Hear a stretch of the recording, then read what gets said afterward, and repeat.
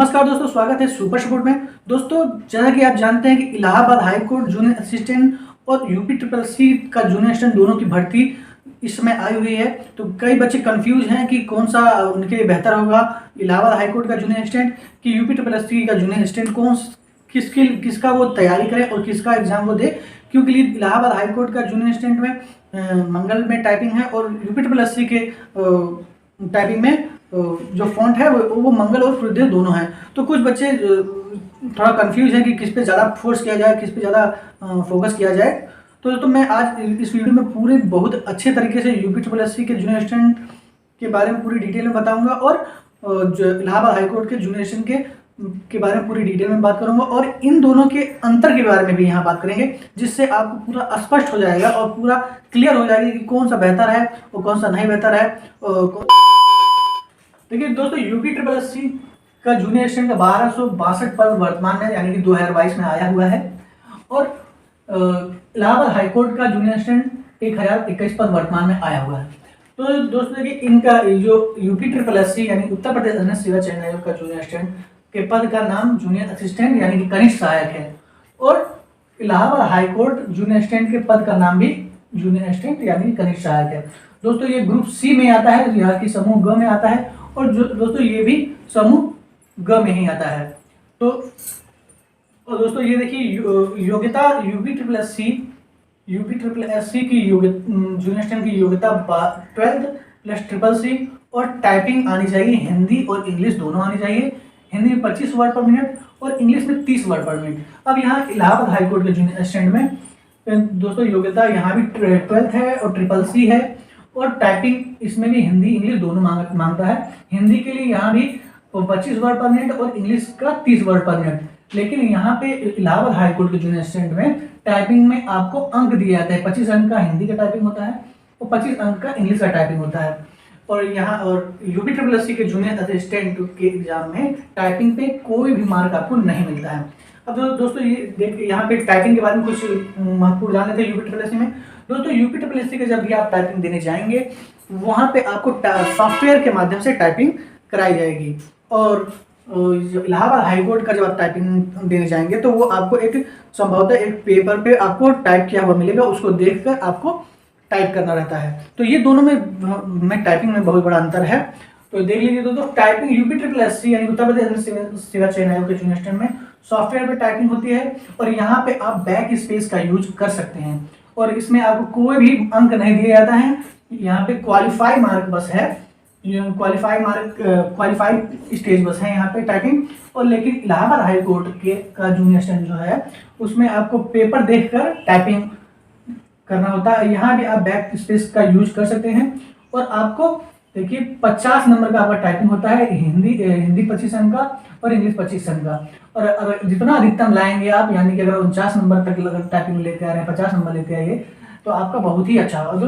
दोस्तों अब यहाँ पे देखिए, फॉन्ट जो है यहाँ पे इलाहाबाद हाई कोर्ट के लिए फॉन्ट मंगल फॉन्ट का ही सिर्फ टाइपिंग होता है। इलाहाबाद हाई कोर्ट के जूनियर असिस्टेंट का जब भी आप टाइपिंग देने जाएंगे तो आपको मंगल इन स्क्रिप्ट पे आपका टाइपिंग होगा।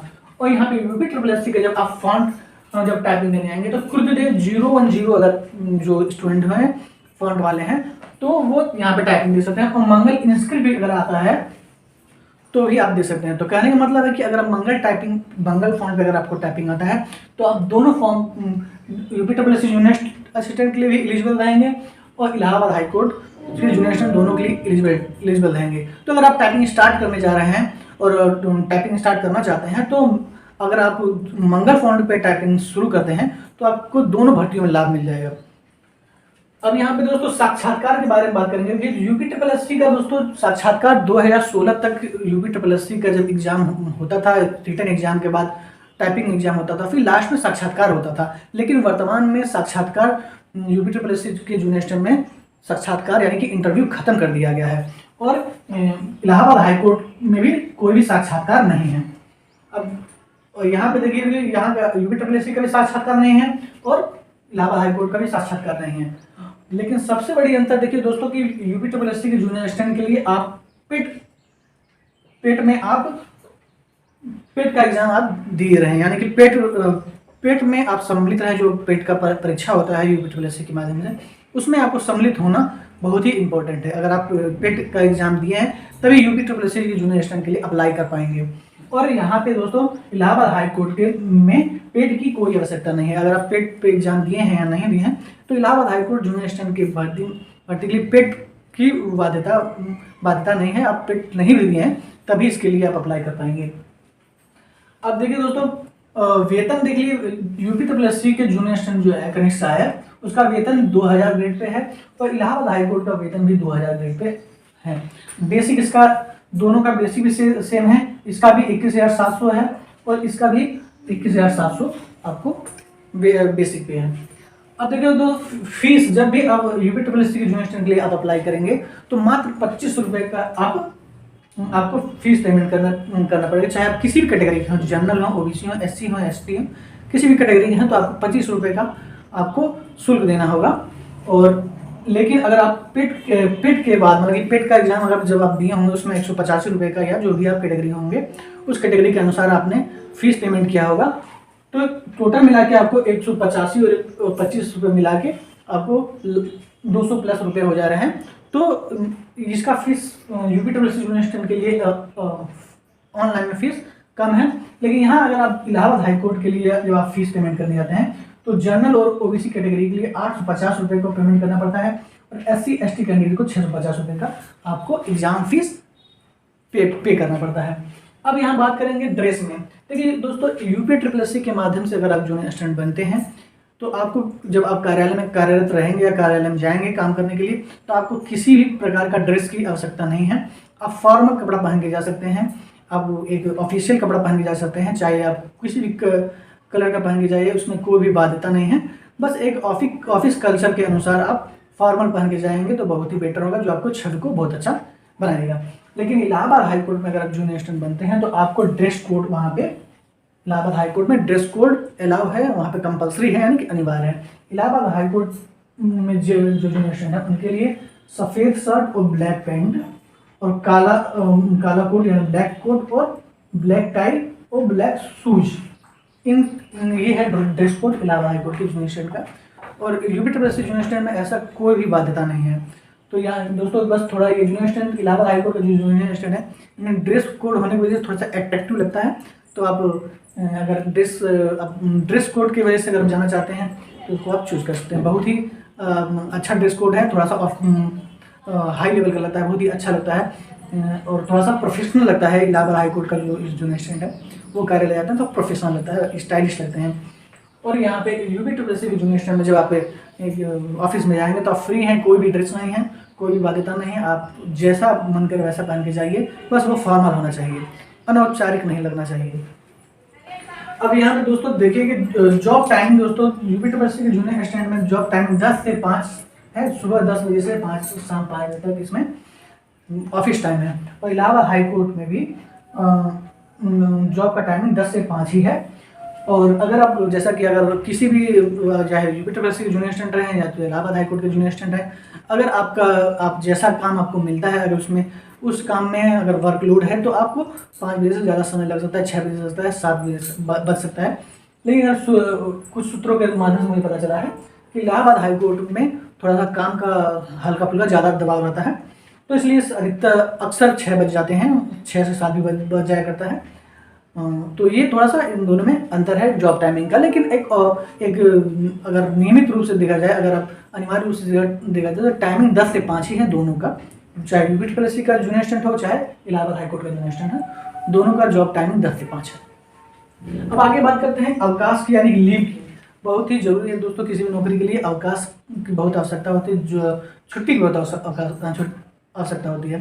तो यूपी ट्रिपल एस सी का जूनियर असिस्टेंट में दोस्तों अवकाश आपको मिलता है, रविवार को आपको मिलता है, रविवार को ऑफ रहता है और सेकंड सैटरडे आपका ऑफ रहता है। ये कई कार्यालयों में सेकंड सैटरडे का ऑफ आपको नहीं मिलेगा। और सर्दी और गर्मी की किसी भी प्रकार की छुट्टी नहीं होती है। और सीएल आपको यहाँ पे 14 सीएल मिलेगा और ईएल आपको मिलेगा 30 दिन का एक साल में 30 दिन का ईएल मिलेगा और 14 दिन का एक वर्ष में 14 दिन का सीएल मिलेगा। और सभी राज्य के अवकाश मिलेंगे आपको। और यहाँ पे अगर आप इलाहाबाद हाई कोर्ट के जूनियर असिस्टेंट बनाएंगे तो यहाँ पे आपको रविवार ऑफ तो रहेगा ही, साथ साथ में सेकंड सैटरडे भी ऑफ रहेगा यहाँ पे भी। लेकिन दोस्तों सबसे इंटरेस्टिंग बात इलाहाबाद हाई कोर्ट का जूनियर असिस्टेंट में ये बनाता है आपको यहाँ पे गर्मी और सर्दी की दोनों की छुट्टियाँ मिलती हैं। गर्मी की छुट्टी जून में आपको 10 दिन मिलेगा, जिससे अगर आप कहीं टूर प्लान करते हैं, कहीं अगर घूमने का अगर हर साल आपको मन है तो आप 10 दिन आपको छुट्टी मिलता है और आराम से वहाँ पे आप टूर प्लान कर सकते हैं, घूम सकते हैं हर साल। यहाँ पे 10 दिन की गर्मी की छुट्टी मिलेगी, ये प्लस पॉइंट लगता है इसका। और सर्दी की छुट्टी 7 दिन की सर्दी की छुट्टी मिलती है दिसंबर माह में। ये बहुत ही अट्रैक्टिव इस जॉब को बना देता है। और सीएल आपको 14 सीएल मिलेगा और मेडिकल लीव भी मिलता है। मेडिकल लीव दोस्तों यूपीएससी के जूनियर असिस्टेंट को मिलता है। तो ये अवकाश का मैंने पूरा डिटेल बता दिया है। और सभी राजकीय अवकाश इलाहाबाद हाईकोर्ट के जूनियर असिस्टेंट को भी मिलता है। अब दोस्तों बात करेंगे कार्यस्थल, जो यूपीएससी के जो जूनियर असिस्टेंट है वो कहाँ काम करने जाते हैं और इलाहाबाद हाईकोर्ट के जो जूनियर असिस्टेंट है वो कहाँ काम करने आते हैं। कार्यस्थल बात करेंगे यूपीएससी जूनियर असिस्टेंट के बारे में। दोस्तों कार्यस्थल में अपने अपने विभागों में एक जाते हैं।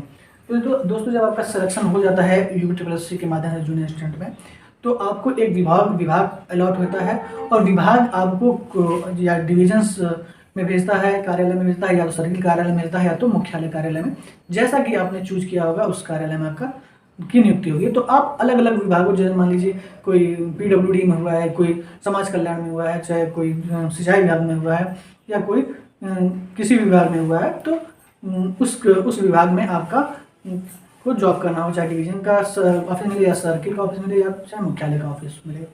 लेकिन दोस्तों इलाहाबाद हाईकोर्ट का जो कार्यस्थल है, अगर इलाहाबाद हाईकोर्ट में जूनियर असिस्टेंट आप सेलेक्ट होते हैं तो आपको दोस्तों देखिए 6 अनुभागों में जाना पड़ेगा।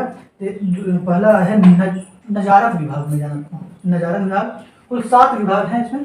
नजारत विभाग, प्रतिलिपि विभाग के जूनियर असिस्टेंट बन सकते हैं, प्रशासनिक कार्यालय के जूनियर असिस्टेंट बन सकते हैं, मुख्य प्रशासनिक कार्यालय के जूनियर असिस्टेंट बन सकते हैं, रिकॉर्ड रूम के जूनियर असिस्टेंट बन सकते हैं, और लेखा अनुभाग के जूनियर असिस्टेंट बन सकते हैं, और सबसे महत्वपूर्ण न्यायालय, यानी कि यहाँ पे न्यायालय में, कोर्ट में आप जूनियर असिस्टेंट नियुक्त हो सकते हैं। तो इन 7 अनुभाग में आपका चयन हो सकता है। इन 7 में से किसी में भी आप जा सकते हैं। और सबसे महत्वपूर्ण तो सभी है, लेकिन सबसे इम्पोर्टेंट न्यायालय में अगर आप जूनियर असिस्टेंट बनते हैं तो थोड़ा सा आपका रुतबा होता है। तो ये इसमें कार्यस्थल दोनों को मैंने पूरा बढ़िया से डिटेल बता दिया है। अब दोस्तों क्या कहते हैं, वर्कलोड के बारे में बात करेंगे। नहीं दोस्तों, बात करते हैं पहले गृह जनपद के बारे में। दोस्तों देखिए यूपीएससी के माध्यम से आपको गृह जनपद आपके रिटर्न अंक और आपका जो आपने चूज किया है विभाग चयन के आधार पे आपको पद मिल जाएगा। तो यूपीएससी में गृह जनपद मिलने का चांस लगभग 90% होता है। 90% आपको गृह जनपद मिल ही जाता है। और इलाहाबाद हाईकोर्ट में थोड़ा सा गृह जनपद मिलना बहुत थोड़ा सा डिफिकल्ट होता है, क्योंकि इसमें आपको अंक बहुत ज़्यादा प्रायोरिटी दिया जाता है। अंक के आधार पे आपका गृह जनपद मिलने की संभावना बढ़ती घटती है। तो इसमें आपका गृह जनपद मिलने की संभावना, अगर आपके पास ज़्यादा अंक है रिटेन और टाइपिंग मिला के, तो आपको गृह जनपद मिल जाएगा। तो इसलिए अगर संभावना देखी जाए तो 70% संभावना रहती है कि इलाहाबाद हाईकोर्ट के जूनियर असिस्टेंट में आपको गृह जनपद मिल जाए। यूपीएससी का अधिकतर मैंने देखा है कि यूपीएससी जो भी जूनियर असिस्टेंट को जब नियुक्ति करती है तो उनको गृह जनपद दे ही देती है। तो ये है। अब दोस्तों एक वर्कलोड के बारे में बात करेंगे। वर्कलोड क्या है, यूपीएससी का जूनियर असिस्टेंट का वर्कलोड क्या है और इलाहाबाद हाईकोर्ट के जूनियर असिस्टेंट का वर्कलोड क्या है। तो काम और विभाग के आधार पर वर्कलोड बनता है। तो दोस्तों यूपीएससी के जो जूनियर असिस्टेंट रहे, चाहे इलाहाबाद हाईकोर्ट के जूनियर असिस्टेंट रहे, तो आपको जैसा कि वहाँ पे काम आपको क्या मिलता है, यानी जब भी वर्क आपको डिस्ट्रीब्यूट होता है और आपको क्या वर्क डिस्ट्रीब्यूट होकर मिला है तो उस अनुसार पे आपका वर्कलोड होता है। कुछ लोगों को जो अधिकारी होते हैं वो देखते हैं कि ये काम कर पाएंगे या नहीं कर पाएंगे, क्षमता जांचते हैं तो आपको वर्क देते हैं। अगर आपको ज़्यादा वर्क दिए हैं तो आपको ज़्यादा वर्कलोड है, अगर कम वर्क दिए हैं तो कम वर्कलोड है। कहने का मतलब है कि काम करने वालों के लिए काम रहता है, चाहे सरकारी विभाग हो चाहे प्राइवेट विभाग हो। काम करने वालों के लिए काम रहता है, जो नहीं काम करना चाहते उनके लिए कोई काम नहीं रहता है, उनके पास वर्कलोड कम होता है। तो ये दो चाहे, लेकिन अगर ओवरऑल अगर देखा जाए तो कहा जाता है कि इलाहाबाद हाईकोर्ट के जो जूनियर असिस्टेंट हैं उनको वर्कलोड का सामना ज़्यादा करना पड़ता है। और यहाँ पे भी यूपीएससी के जो जूनियर असिस्टेंट हैं उनमें कुछ ऐसे विभाग हैं जिनमें वर्कलोड ज़्यादा रहता है तो इसलिए कहने मतलब दोस्तों, इसलिए मैंने एक ही लाइन में आपको बता दिया कि जहाँ आपको काम ज़्यादा मिलेगा वहाँ वर्कलोड है, जहाँ आपको कम काम मिलेगा वहाँ पे वर्कलोड कम है। दोस्तों एक कहावत मैंने यहाँ पे लिख दिया है कि बने रहो पगला काम करेगा अगला। दोस्तों ये कहावत सरकारी में बहुत ही फेमस है कि बने रहो पगला काम करेगा अगला। लेकिन इससे आपको भी नुकसान है कि अगर आप थोड़ा सा अपने आप को पागल बनाए रखें, बकलोल बनाए रहेंगे तो आपको काम कम दिया जाएगा। लेकिन ये आपके उस टाइम तो तत्काल में आपको फ़ायदा मिलता है कि आप बने रहेंगे पगला और काम कोई अगला करेगा, तो ये तो तत्काल में आपको फ़ायदा मिलेगा। लेकिन जैसे जैसे आप सीनियर होंगे तो आपको काम की नॉलेज कम रहेगा और तब आपको वर्कलोड मिलेगा, तब तो आपके लिए बहुत ही ज़्यादा दिक्कत होगा। एक सपोज कर लीजिए जैसे कि आप जूनियर स्टूडेंट हैं और आप काम करने से चूक रहे हैं, काम करना नहीं चाहते हैं, तो आपका प्रमोशन जब आप प्रशासनिक अधिकारी बन जाएंगे तब आपको पूरा कार्यालय दिया जाएगा संभालने के लिए। तो आप काम करने में निपुण नहीं रहेंगे तो आपको बहुत ही ज़्यादा दिक्कत का सामना करना पड़ेगा। उस समय आपको एक्सपीरियंस नहीं रहेगा काम का, तो आपको उस समय बहुत ही ज़्यादा दिक्कत महसूस होगा। तो ये कहावत जो भी है तो ये तत्काल के लिए बहुत अच्छा लगता है, लेकिन आगे जो एक्सपीरियंस में आपको बहुत ज़्यादा दिक्कत महसूस कर देगी ये कहावत। तो प्रमोशन चैनल की बात करेंगे। प्रमोशन चैनल में यानी कि आपका कैसा प्रमोशन होगा। प्रमोशन चैनल यूपीएससी के जूनियर स्टूडेंट में जो भी प्रमोशन है, पहले आप जूनियर स्टूडेंट रहेंगे, फिर 5 साल बाद आपको सीनियर स्टूडेंट बन जाएंगे, फिर 5 साल बाद हेड असिस्टेंट बन जाएंगे, फिर 5 साल बाद प्रशासनिक अधिकारी बन जाएंगे, फिर उसके 5 साल बाद मुख्य प्रशासनिक अधिकारी बन जाएंगे। ये यूपीएससी के जूनियर स्टूडेंट में ये प्रमोशन चैनल है। इसके बारे में मैं वीडियो बहुत अच्छा बना दिया है, अगर आप चाहेंगे तो जाकर देख सकते हैं। तो इलाहाबाद हाईकोर्ट में भी प्रमोशन चैनल ऐसा ही है। लेकिन दोस्तों कहा जाता है कि हर 5 साल बाद प्रमोशन हो जाता है, लेकिन अधिकतर संभवतः ये देखा जाता है कि वो 5 से 6 साल भी लग सकता है, 7 साल भी लग सकता है। जैसा कि आपका विभाग अगर तत्पर है तो जल्दी प्रमोशन होता है, अगर विभाग आपका थोड़ा सा कम तत्पर है तो आपको लेट लग जाता है। तो प्रमोशन चैनल दोनों सेम है, जूनियर स्टैंड फिर सीनियर स्टैंड, कनिष्ठ सहायक फिर वरिष्ठ सहायक, फिर उसके बाद प्रधान सहायक प्रशासनिक अधिकारी, फिर उसके बाद मुख्य प्रशासनिक अधिकारी, इतने तक जाते जाते आप रिटायर हो जाएंगे, आप सेवानिवृत्त हो जाएंगे। अब यहाँ पे दोस्तों रेटिंग अगर बात किया जाए, रेटिंग की बात किया जाए तो यहाँ पे मेरे अनुसार, मेरे व्यक्तिगत अनुसार मैं रेटिंग दे रहा हूँ। सर अलग अलग लोगों का अलग अलग मत हो सकता है, लेकिन मैं अपना मत, जहाँ मेरा एक्सपीरियंस है, अगर मुझे रेटिंग करना हो तो दोनों नौकरी में अगर रेटिंग करना है तो 19-20 का फर्क है। तो यहाँ मैं इसको रेटिंग करता हूँ 5 में से 5 स्टार इसको दे देंगे। यहाँ के जूनियर स्टैंड को, यूपीएससी के जूनियर स्टैंड को 5 स्टार देंगे रेटिंग करके।